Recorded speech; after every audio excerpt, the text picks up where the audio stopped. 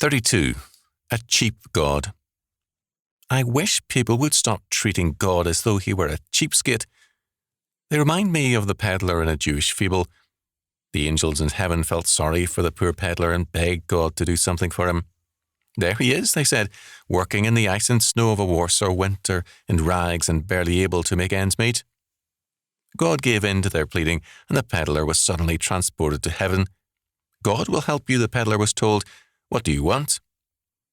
The peddler blinked at the lights, thought for a time, and then answered, Please, a cup of hot coffee and a donut. And all the angels were ashamed. The man's request was small because his soul was also a small, petty soul. Many people pray like the peddler.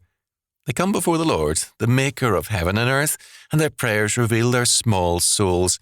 They treat God as a cheap God who will only give them the barest necessities in times of greatest need.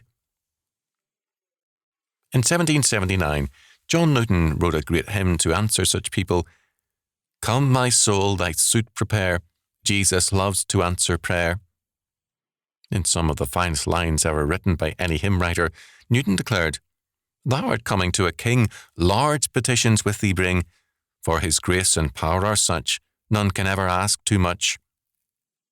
Are you asking too little or nothing at all? Treat God with respect.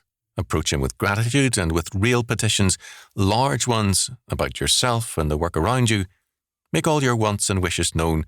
Remember the needy, the troubled in heart. Pray for the persecuted believers under communist rule. Have something to say and say it. That's what prayer is about. Remember, too, that Newton also wrote, Show me what I have to do, every hour my strength renew. This continual renewing is a basic aspect of true prayer. This renewing also makes clear that our God is not cheap. He is a wellspring of strength, blessing and prosperity to his people,